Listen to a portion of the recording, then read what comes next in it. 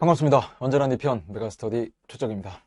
6월 모의평가 총평을 시작할 건데, 네. 좀 그전에 총평이랑은 다르죠. 선생님이 그 뭐 적자성좀 모의고사를 촬영할 때처럼 그냥 연구실에서 혼자 좀 빠른 업로드를 위해서 좀 간단하게 준비를 해봤습니다. 선생님도 열심히 풀어봤고요. 어, 해드릴 말이 참 정말 많은데 이 총평에서는 일단 기본적인 요 시험의 분위기 알려드리고, 그 다음에 선생님이 당부할 사항을 몇 가지 정도 전개를 한 뒤에 어차피 우리한테는 요 토파보기 강의가 있을 거잖아요. 그래서 그때 다시 한번 한 문항 한 문항 풀어보면서 우리는 6월 모의평가를 뭐 하나의 결과로 삼진 않죠. 과정이기 때문에 이제 여러분이 성장해 나가는 그 과정 속에서 많은 것들을 또 얻어갔으면 좋겠습니다. 일단 바로 시작을 해보면 뭐 준비를 해왔는데 단원별 출제 비중은 이렇게 되어 있습니다. 뭐 새로울 거 없죠. 근데 뒤에 다시 한번 뭐 조언하겠지만 이 모의평가 문제지에 뭐 1번 뭐 1단원이다, 뭐 2번 1단원이다, 이런 것들은 꼭 적어 보셔야 됩니다. 그 다음에 이 시험지에 여러분이 최초에 이 시험에서 어떤 정보들을 표시해 나갔는가, 뭐 예를 들어 5번 문제 뭐 참 많이 틀린 문제이기도 한데, 이 정보 형태 분석 문제에서 내가 여기 나와 있는 조건들을 뭐 예를 들면 뭐 2번 정보 형태가 바뀌었다든지 연립 내각이 2번 구성되었다, 이런 게 뭐 처음 주어진 문제 조건입니다. 이제까지 기출 문제랑은 살짝 다른, 그럼에도 불구하고 이 문제는 뭐 스킬러를 이용하면 바로바로 풀 수 있는 문제인데요. 그리고 나서는 정답률 낮은 문항, 네가 틀린 그 문제. 헌법재판소 문제는 좀 이게 되게 듣기 싫은 소리일 수도 있는데, 만약에 헌법재판소 문제를 틀렸는데 뭐 예를 들어 재청 신청이란 표현과 재청이란 표현을 헷갈렸다라든지, 재청인 줄 알고 읽었는데 나중에 채점을 해보니까 재청 신청이었다, 그럼 아직은 여러분이 귀염둥이. 이거를 우리는 절대로 말장난이라고 부르지 않습니다. 여러분, 그 말장난이라고 해버리면 자기가 틀렸을 때 그 원인이요, 평가원한테 있는 것처럼 보여요. 평가원이 말장난만 안 했어도. 근데 어찌 보면 평가원이 말장난을 했다기보다는 이런 그 법률상의 용어들은 철저하게 구분해서 쓰니까 우리가 이거를 구분할 수 있는 능력이 나한테 있냐 없냐, 혹은 이미 이런 게 말장난이라고 한다 하더라도 이런 말장난을 평가원이 처음 쓴 게 아니거든요, 결코. 뭐 그전에 기출문제에서도 꽤나 많이 보였던. 그렇다면 이게 말장난이냐 아니냐가 중요한 게 아니라 내가 기출문제를 차근차근 풀었음에도 왜 아직도 이걸 잘 못 보냐. 근데 그래요, 이거는 여러분의 실력이 아주 형편없어서 그런 건 아니고요. 항상 평가원은 수험생의 조바심을 활용합니다. 이런 거죠. 야, 너 20문제를 30분 동안 푸는데 되게 마음이 급하지? 그러니까 우리가 이런 정도의 표현을 내면 넌 이걸 제대로 보지 못하고 함정에 빠질 거야. 이런 것까지 기획하고 의도했기 때문에 거기에 걸렸다면 뭐 우리 좀 솔직해집시다. 이거를 맞힌 친구들도 많을 거 아니에요. 그러면 그 친구랑 틀린 친구를 구분하기 위해서 혹은 변별하기 위해서 평가원이 좋은 문제를 내는 거기 때문에 좀 겸손한 마음을 가졌으면 좋겠고, 정부 형태 분석, 뭐 그전까지는 선생님이 전형적인 정부 형태, 뭐 대통령제, 의원 내각제 특징을 비교하는 문제들은 그냥 정답률이 높은데, 정부 형태 분석이라는 요걸 하나의 새로운 유형으로 올해 약정공략 특강 때부터 선생님이 따로 배정을 했었습니다. 뭐 약정공략 특강을 들어본 친구들은 알 텐데, 그러면서 이걸 하나의 유형으로 삼아서 우리는 준비를 해 나가야 된다. 그리고 불법행위와 손해배상 문제는 오랜만에 세트 문제로 출제가 되었고, 그 다음에 12번, 13번이 한 제시문에, 그 제시문이 엄청 길잖아요. 그러면서 나중에 토파보기 강의를 활용하게 되면 어떻게 예측하면서 읽어 나갈 것인가, 꼭 우리가 준비를 해야 됩니다. 여러분, 시험은요, 준비하는 거고요. 그 준비에 있어서 개념만 준비했다고 되는 것이 아니라 시험지를 어떻게 운영할 것인가, 그러니까 내가 이 문제를 풀 때 필요한 정보들을 어떻게 표시해 나갈 것인가, 그런 것들을 선생님이 필요하다면 개념 완성해서, 뭐 혹은 6월 모의평가 직전에 약정공략 특강에서 하나둘씩 잡아드렸단 말이에요. 아직도 약공특을 안 들었다는 친구들은 한번 꼭 들어보세요. 그럼 이런 느낌이 들 겁니다. 여러분이 많이 틀린 이 주제들 있잖아요.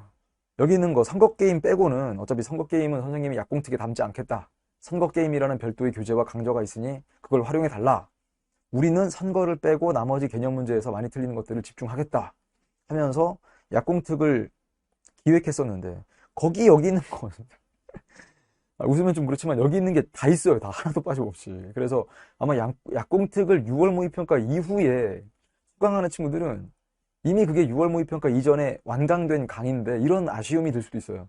내가 이 약공특을 6월 모의평가 전에 활용했다면 내 6월 모의평가 점수는 좀 더 올랐지 않을까. 그 다음 예상 등급 컷이니까 또 여기다가 뭐 나중에 성적 발표가 난 이후에 왜 선생님이 말씀하신 등급 컷이랑 안 맞지? 뭐 이렇게 생각하지 않았으면 좋겠고요.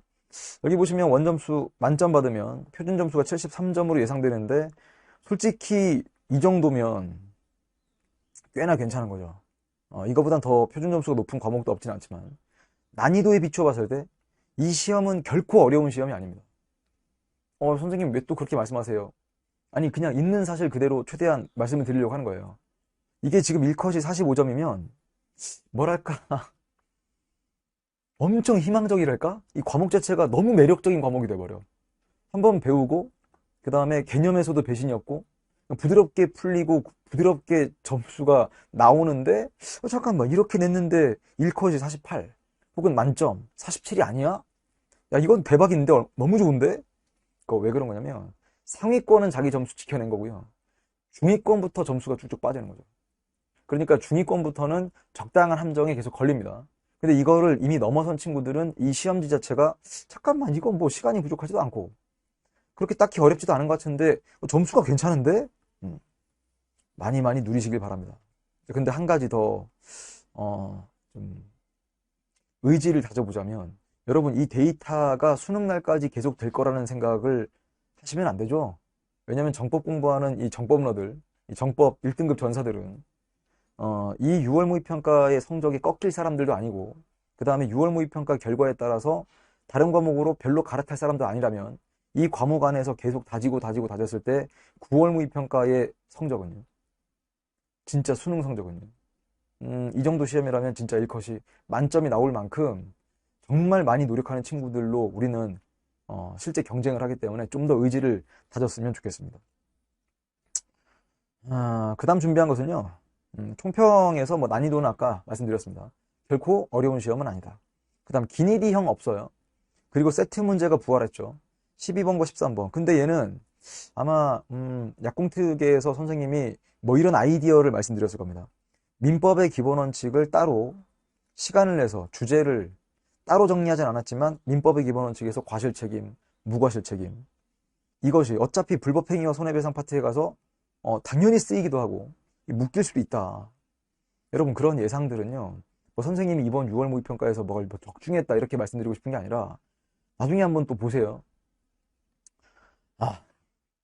네, 일단은 뭐 말을 좀 아끼고 우리가 원래고사도 만들고 적자승률 모의고사도 만들잖아요. 네. 자, 어쨌거나 그 정도의 이야기를 할 텐데 진짜 이 제조물 책임법 관련된 원리는 아마 5월 원래고사를 치르고 6월 모의평가를 봤던 친구들은 잠깐만 이거 뭐지 이거? 나 분명히 이거 풀어본 것 같은데 이런 느낌이었을 거고 자주 출제가 되는데 이번 시험에 안 나온 주제는요. 근로자 피해 구제 절차 안 나왔습니다. 그리고 국제법이 안 나왔거든요. 그러면 국제법은 9월 정도에는 충분히 예상할 수 있고요. 근로자 피해 구제 절차는 9월이나 수능엔 반드시 출제될 것이다. 뭐 지엽적인 개념이 있습니까? 솔직히 여기 뭐 따로 지엽적인 개념을 우리가 봤을 때 잠깐만 이거를 내가 알았어야 되느냐? 그게 국제연합에 가서 결의안이라고 하는 게 있는데 그 결의안이 구속력, 강제력이 없다. 야 이것도 한번 진짜 약공특 마지막 강의 한번 보시면 선생님이 일부러 결의안이 의결, 뭐 결의안이 뭐 무산되었네 뭐 이런 얘기들에 박스를 쳐가지고 자 이제 결의안이라고 하는 게 어떻게 시험에 활용될 수 있을까 이걸 한번 고민해보자 했던 거 꼭 한번 확인해 주시기 바랍니다. 그리고 그거는 6월 모의평가 이후에 촬영된 강의가 아님을 다시 한번 말씀드리면서 이것도 뭐 적중했다 이런 얘기가 아니라 그냥 우리가 준비를 할 때 선생님이 이런 얘기 하잖아요. 분석은 우리가 할 테니까 여러분들은 문제를 그냥 편하게 풀어달라. 진짜 분석은 선생님과 우리 연구실 연구원들이 할 테니까 여러분들은 그냥 듬직하게 그냥 우리한테 맡겨주시면 선생님이 모든 걸 다 해낸다 이런 뜻은 아니고요. 선생님이 무슨 뭐 촉이 좋아서 막 지금 야 한번 내가 뭐 찍어볼게 이런 느낌은 아니고 준비해야 될 것들을 준비하는데 여러분이 혼자 공부했을 때는 잘 못 보던 걸 선생님은 이 강의를 오래 했고 교재 개발도 혹은 문제 개발도 오래 했기 때문에 약간 보이는 것들이 분명히 있습니다. 우리 연구원들 마찬가지, 뭐 실장도 마찬가지인데 실장도 진짜 이쪽에 일을 한 10년 이상 하다 보니까 이게 진짜 정말 보이나 봐요. 그래서 야, 요즘 이런 문제의 아이디어를 낼 수 있지? 그러니까 우리가 어차피 아이디어를 모아서 같이 출제하고 하지만 이런 것들을 연구원들이 이야기할 때 선생님은 막 깜짝깜짝 놀라요. 와, 나도 생각 못했던 이런 걸 문제로 만든단 말이야? 그러면서 정답률보다는 선지 구성에 신경을 쓰면서 선지 하나하나 쪼개서 무엇인가 더 가져갈 게 있는지를 확인해 주셨으면 좋겠고 그런 작업들은 터퍼북에서 하겠습니다. 사탐런에 대한 이야기도 또 뭐 해드릴 게 있는데 뭐 굳이 요 총평에서 사탐런에 대한 이야기를 다 할 건 아니고 일단은 정법 3문 동시 선택자들이 많으니까 선생님이 괜히 뭐 사회문화에 오지랖을 떠는 게 아니고 이 사탐런 현상이 가장 많은 게 당연히 사회문화 그리고 정법도 마찬가지입니다. 그러면 이 정도의 난이도로 끝날 거라고 선생님은 생각하지 않습니다. 특히나 수능은. 그리고 더 우리가 정신을 바짝 차려드린 이유는 이것보다 훨씬 더 어려운데 수능은 1컷이 더 높아질 수 있다는 가능성을 열고 꼭 그렇게 돼야 된다는 게 아니라 그럴 가능성을 열고 진지하게 준비를 하자. 해서 밑에 써있죠. 쉬운 시험을 우린 기대하는 게 아니라 어려운 시험을 대비해야 된다. 그리고 이번 시험 못 봤다고 해서 뭐 축 처지거나 뭐 의기소침해할 필요 없고요. 이번 시험 잘 본 친구들 뭐 방방 뜨면서 막 자만에 빠질 그런 친구들 없을 뿐더러 선생님은 그냥 강사니까 이런 것을 좀 당부하는 바고요. 1번은 이야기했죠. 문항별 주제를 한번 적어보자. 그 다음에 4번은 여러분이 하는 게 아니라 선생님이 앞으로도 체계적이고 구조적, 유기적, 입체적 개념학습이 되도록 도와드리겠다는 뜻이고요. 이 제시문 독해 훈련은 특히나 세트 문제 혹은 법파트, 사례 문제에서 제시문이 길어집니다. 등장인물이 많아지고 그 관계는 더욱 복잡해질 것이다. 그러면 우리는 그때 어떻게 표시해 나가면서 풀 것인가. 진짜 국어 공부하듯이 정법 공부도 하셨으면 좋겠어요. 선생님이 문제를 풀 때 그냥 보기 좋게 적는 게 아니고요. 전략적으로 적어나간다는 걸 여러분이 꼭 공감해 주시길 바라고 아직도 완강 안 한 친구들이 있거든요. 그 친구들은 뭐 예를 들면 5월 달에 와서야 과목을 바꿨다 하는 친구들은 일단은 완강, 개념 완강 먼저 하시고요. 그리고 선거 게임 하는 겁니다. 선거 게임을 중간에 병행하려고 하지 마시고 아직 완강 안 한 친구들은 다 끝내고 나서 선거 게임 하셔도 늦지 않고요. 이번 시험에서도 이 스킬러와 FM은 뭐 이걸 선생님이 지금 이게 어느 정도의 쓸모가 있는 거냐라고 굳이 말씀드리지 않아도 이 스킬러와 FM은 문제를 정확하게 푸는 방법만 얘기하는 게 아니라 빠르게 푸는 방법에 대해서도 선생님이 계속 조언하는 거거든요. 빠르고 바르게 풀어보자 라는 얘기입니다. 그래서 반복적으로 좀 봐주시고요. 아까도 얘기했던 것처럼 뭐 단원별 출제 비중 그리고 틀리거나 애매했던 문제에 해설을 직접 써보자 요 얘기는 했는데 이쪽에 가서 해설을 직접 써보자 라고 하는 말을 내가 뭐 굳이 해설을 직접 써야 되나? 해설 강의 들으면 되는 거 아닌가? 아니죠. 자신 없는 것부터 해결해 나가는 연습을 하셔야 돼요. 그거는 그냥 누가 해설하는 걸 듣거나 해설지가 주어져 있다면 그걸 읽고 넘어가는 거 말고 자기가 공격적으로 내가 틀린 문제는 내가 직접 해설을 써보겠다 했으면 좋겠고요. 이 전략적 시험지 운영하는 거는 원래고사가 됐든 아니면 앞으로 이어질 적자생존 모의고사 여러분 6월 모의평가 이전에 발간되었던 적생모를 아직 안 풀어본 친구들이 있다면 6월 모의평가 이후에 뭐 시즌 2, 3, 4가 나오지 않겠습니까? 그 2, 3, 4만 하지 마시고요. 그 시즌 2에 우리가 6월 모의평가를 반영하긴 할 건데 솔직히 이번 시험에 개념적으로는 더 반영할 만한 게 없습니다. 확실히 말씀드릴게요. 개념적으로는 더 반영할 만큼 뭔가 신선한 게 새로 출제된 건 없습니다. 자, 그러다 보니까 앞으로의 시험에 있어서 자, 이 교과서에 실려있지만 지엽적인 걸 우리가 출제를 해보자 그러면 우리가 먼저 평가원보다 앞서서 그런 것들을 발굴해야 될 테니까 실전 훈련 해주시면 좋겠고요. 이제 정법은 여름에 기선제압 코스가 시작되지 않습니까? 뭐 이건 뭐 강의 홍보하거나 선생님의 강의를 반드시 들어라 라고 하는 게 아니라 기선제압의 그 문제의 스타일이 선지가 많다 보니까 그걸 여러분이 버티려면 거기서 조금이라도 문제의 정답에 가까워지려면 맞히는 것 자체가 쉽지 않으니까 막 정답이 막 뭐 12개, 13개짜리 주세요. 정답이. 그러다 보니까 스트레스를 받지 않으려면 여러분이 좀 문제를 맞춰주셔야 되거든요. 만약 정답이 13개인데 자기가 뭐 한 9개만 골랐어. 4개가 털린 거야. 그러면 스트레스 받겠죠. 자, 결국 그 기선제압 코스를 버티려고 하면 그 더운 여름날에 문제도 틀려. 그 다음에 막 뭐 강의도 어렵다. 강의는 어렵게 하지 않습니다. 분명 선생님이. 근데 내가 이 교재가 너무 어려운데 어떻게 버틸까?